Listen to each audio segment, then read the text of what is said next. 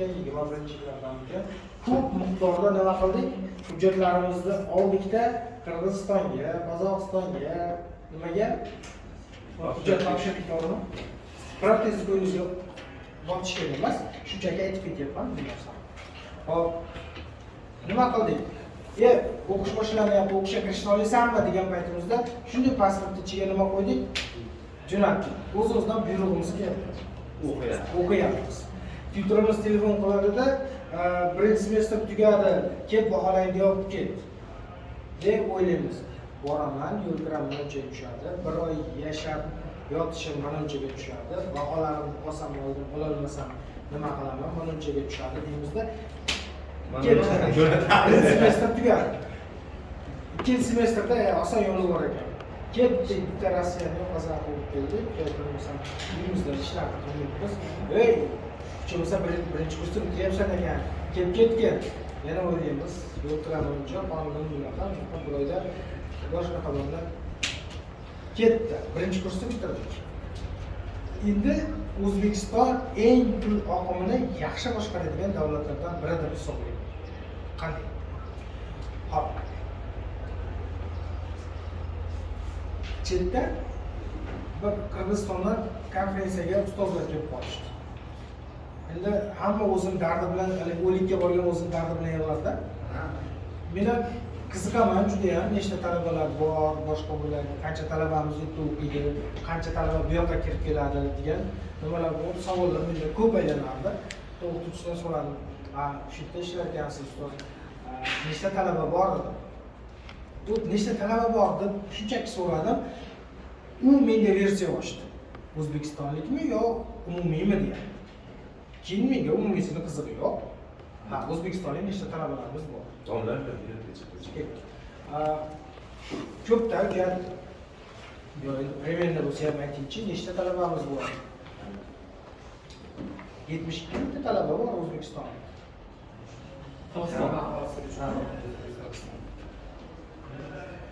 Yo, 7200 tamidi?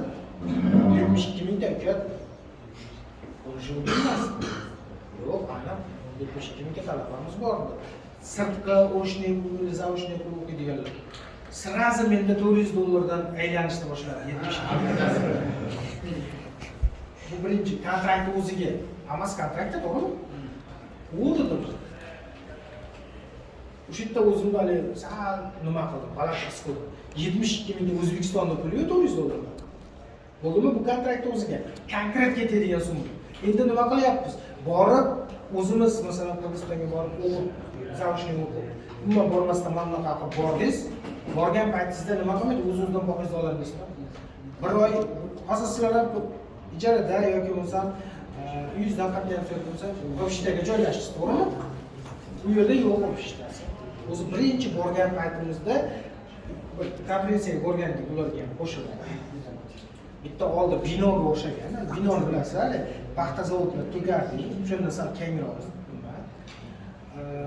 O'rtacha oliy ta'lim 2 yilda haligini shunaqangi kaptaqib akfalar bo'lib bir garov tashlab turadi. Kimni bilgan? O'zinglar. Kontrakt to'lashingizdan tashqari yana nima qilyapsiz? Har oyda diqqat qilib hisob beryapsizmi? 72 mingta talaba bo'lsa, 50 mingtasidan oshig'i shunaqa usuldan foydalanadi. To'g'rimi? U umumiy holatda O'zbekistonda pulimi? Bosinglar qancha bo'lsa olamiz deyishni boshladimi? Endi biz nima qildik endi? Yo'q, to'xta dedik.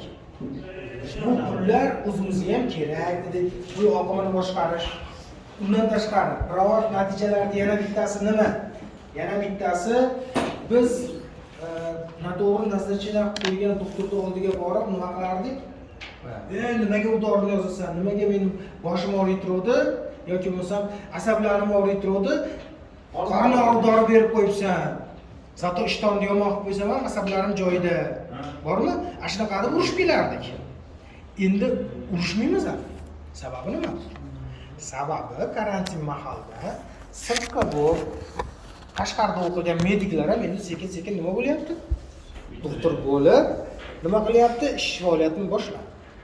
oxirgi natijani kuzatish mobaynida to'xta, bularni sirtqi qilib tashqariga berib yuborishni keragi yo'q ekan. Berganing bilan baribir borib o'qimaydi.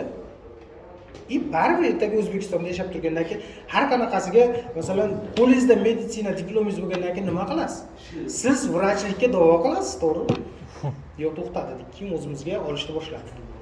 Katta miqdorda tiklash ko'chirish komissiyasi faoliyatini boshladi. Shunday kelyapti, qaysi yo'nalishingiz? Mana yo'nalish. Sizga mana buni oliy ta'limlarda kunduzgisini, mana ta'limlarda sirtqisini tavsiya etaman. Shunaqa qilib ishlab o'tirdik. Bitta bola keldi, ariza bilan yozgan. 10 minutda kompyuterga kiritmasangiz, ba'zi bir marta obnovit bo'ladi-da.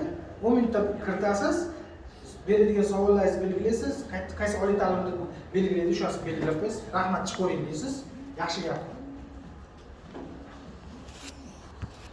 Keyin kiritib o'tirdik. Bittasi arizasiga familiyani yozmoqda. Debdi-yu, keyin yozmasdan ketibdi. Pasportingizni berib turing dedim. Nimaga dedi? Arizangizga yozmabsiz, familiyangizni yozing deb ariza blankasini bunday oldiga qaytardim. Qaytarsam, dedi-da, pasportini menga berib bo'lgandan keyin ariza blankasini berdim. Chunki familiyangizni yozing dedim. Pasportdan kiritib qo'ygan edim. Ba'zan kiritib tursam, yozmay turibdi. Familiyangizni yozing dedim. Yozmayapti-da. Dedim, o'sha sekin aylanishni boshlab familiyasini yozishni bilmasmikan? Aylanyapti. Keyin nima deydi menga qarab, pasportimni berib turing dedi. Men ba'zan kirityapman, siz yozavering. Menga qarab, pasport O'zbekiston fuqarosining mulki, uni begona shaxslarga berish mumkin-ku. Dedim, gapni ko'paytirma, familiyangizni yozib ber. Mas yozolmadi, to'pana boshqa rais chaqirib, pasportimni olib oldi. Familiyasi Akbar Aliyev ekan. K harfini yozish esidan chiqib qoldi. K qanaqa bo'lishi, tushunyapsizmi? Bu sizga yolg'on bo'lishligi mumkin. Asboroyi shug'ullanmaganidan K harfi yozish esidan chiqib qoldi. Jonim chiqib ketdi. Tili yo'q, boshqalarga topshirdi. Ya'ni sizni topshiraman, mayli kelib o'tiraman. Bu chiqmagan kunda yomon qiynalgansiz. Hop. Uka, moliya va qarz beruv yo'nalishida nima qilar ekansiz, o'qirkansiz. Qaysi nimaga tushadi bu? Iqtisod. Buxgalteriyaga tushadi. Buxgalteriya auditga tushadi. Moliya va qarz beruv yo'nalishi. Uka, dedim, sizda 10 million. Universitetda kechki universitet sirtqisi bor ekan. Farg'ona patentlik instituti nimasi?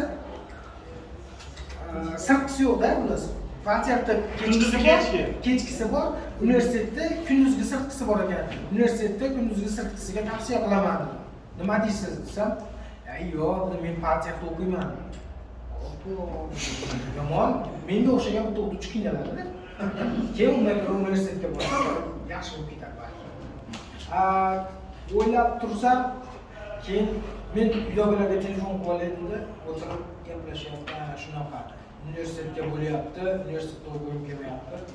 Sizni tanlashingiz imkoniyatingiz yo'q. Mana shu ikkita yo'nalishdan bittasiga tushasiz xolos.